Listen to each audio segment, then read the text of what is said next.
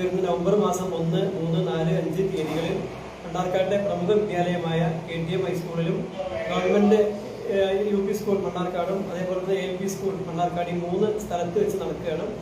ആദ്യ ദിവസം 27 വേദികളും മറ്റുള്ള ദിവസങ്ങളിൽ 13 വേദികളുമാണ് മത്സരത്തിന് വേണ്ടി നമ്മൾ തയ്യാറാക്കിയിട്ടുള്ളത്.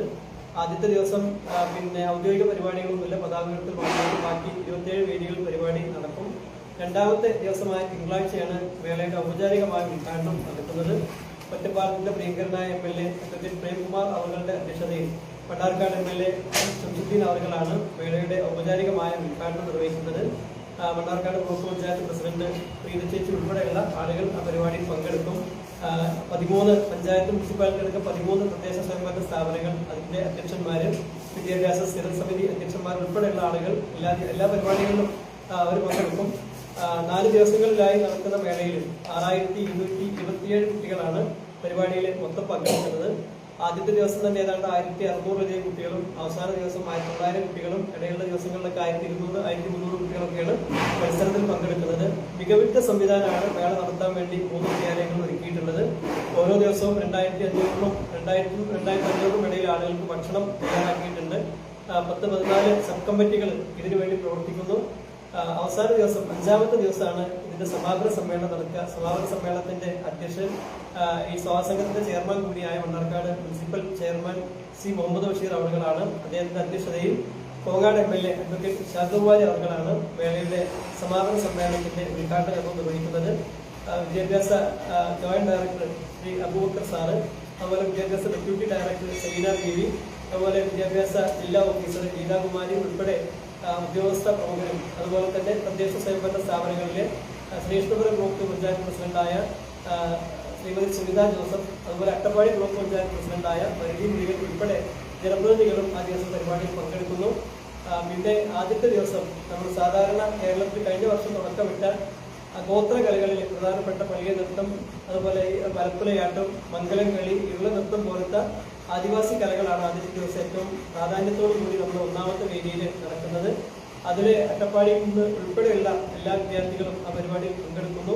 മറ്റു ദിവസങ്ങളിൽ ഓരോ വേദികളിൽ അതിന്റെ വേദിയിൽ എന്തൊക്കെ നടക്കുന്നതിനെ കുറിച്ചുള്ള ധാരണ എന്റെ നോട്ടീസിലുണ്ട്. ഓരോ വേദികളിൽ നടക്കുന്ന പരിപാടികൾ ഏതായാലും 5 ദിവസവും മികച്ച സൗകര്യത്തോടു കൂടിയാണ് നമ്മുടെ മേള നടക്കുക.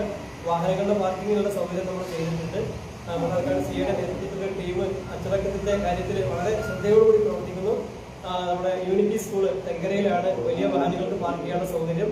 അതുപോലെ തന്നെ മൈജിക്ക് തൊട്ടുള്ള ആ ഗ്രൗണ്ടിൽ, നമ്മുടെ മൈസലിന്റെ ഗ്രൗണ്ടിൽ ചെറിയ വാഹനങ്ങൾക്ക് നിർത്താനുള്ള സൗകര്യങ്ങൾ, പാർക്കിംഗ് സൗകര്യങ്ങൾ ഏർപ്പെടുത്തിയിട്ടുണ്ട്. ഇങ്ങനെയുള്ള പരിപാടികളാണ് നമ്മുടെ ഈ 4 ദിവസത്തെ മേളയിൽ നടത്തുന്നത്. അതിന്റെ ബാക്കിയുള്ള സാമ്പത്തിക കാര്യങ്ങളും അതിന്റെ മറ്റ് കമ്മിറ്റിയുടെ കാര്യങ്ങളും നമ്മുടെ ഇതിന്റെ അക്കാഡമിക് കോഴ്സിന്റെ കൺവീനർ ദീപാഷ് കാര്യങ്ങൾ. നമുക്കറിയാം, കേരളത്തിലെ ഏറ്റവും വലിയ സബ് ജില്ലയാണ് മണ്ണാർക്കാട് സബ് ജില്ല.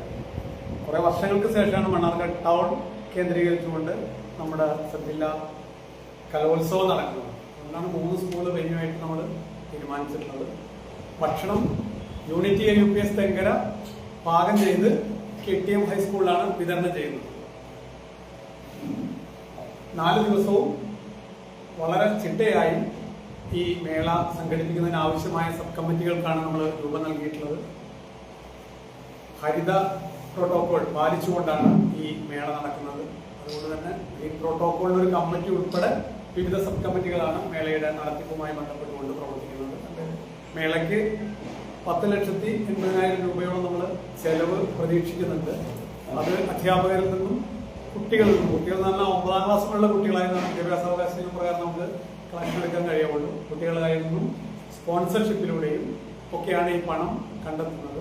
സർക്കാരിന്റെ ഒരു ചെറിയ കോൺട്രിബ്യൂഷനും ഇതിലേക്കുണ്ട്.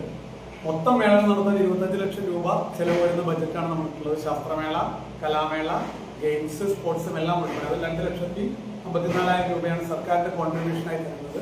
ബാക്കിയെല്ലാം ജനങ്ങളുടെ സഹായത്തോടു കൂടിയാണ് നമ്മൾ ശേഖരിക്കുന്നത്. ഏതായാലും മണ്ണാർക്കാട് ടൗണിൽ നല്ല രൂപത്തിൽ വർഷങ്ങൾക്ക് ശേഷം നടക്കുന്ന ഈ മേള നല്ല രൂപത്തിൽ ഒരു പാകപ്പിഴകളില്ലാതെ സംഘടിപ്പിക്കണമെന്നാണ് നമ്മൾ ഉദ്ദേശിക്കുന്നത്. അതിനാവശ്യമായ പ്രവർത്തനങ്ങൾ നടന്നുണ്ട്. പത്രപ്രവർത്തകരുടെ ഭാഗത്തുനിന്ന് നല്ല സഹകരണം ഉണ്ടാവണം. ടൗണാണ്. അതോടൊപ്പം തന്നെ ഇതിന് സമാനമായി മറ്റെവിടെയും ഇല്ലാത്ത രൂപത്തിൽ തമിഴ് കലോത്സവം നമ്മൾ അട്ടപ്പാടിയിലെ മട്ടത്തുകാട് സ്കൂളിൽ വെച്ച് നടത്തുന്നത്. 3 ദിവസങ്ങൾ തന്നെയാണ്. അവർക്ക് താഴേക്ക് വന്ന് പങ്കെടുക്കാനുള്ള പരിമിതി മനസ്സിലാക്കിക്കൊണ്ടാണ് അവിടെ സ്വതന്ത്രമായി തമിഴ് കലാമേള നമ്മൾ നടത്തുന്നത്.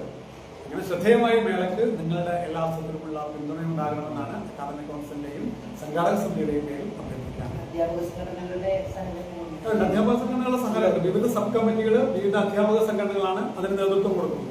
എല്ലാ സബ് കമ്മിറ്റികളും ഫുഡ് ഉണ്ട്, ഫിനാൻസ് ഉണ്ട്, എക്സിബിഷൻ ഉണ്ട്, പ്രോഗ്രാം ഉണ്ട്, റിസപ്ഷൻ ഉണ്ട്, പിന്നെ ഗ്രീൻ പ്രോട്ടോകോൾ ഉണ്ട്, സ്റ്റേജ് ആൻഡ് പന്തൽ ഉണ്ട്, ലൈറ്റ് ആൻഡ് സൗണ്ട് ഉണ്ട്, അങ്ങനെ 15 വെൽഫെയർ ഉണ്ട്, അതുപോലെ അച്ചടക്കം ഉണ്ട്, ഡിസിപ്ലിൻ കമ്മിറ്റി ഉണ്ട്. എല്ലാവരും കൂടി 15 സബ് കമ്മിറ്റികളാണ് മേളയ്ക്ക് നേതൃത്വം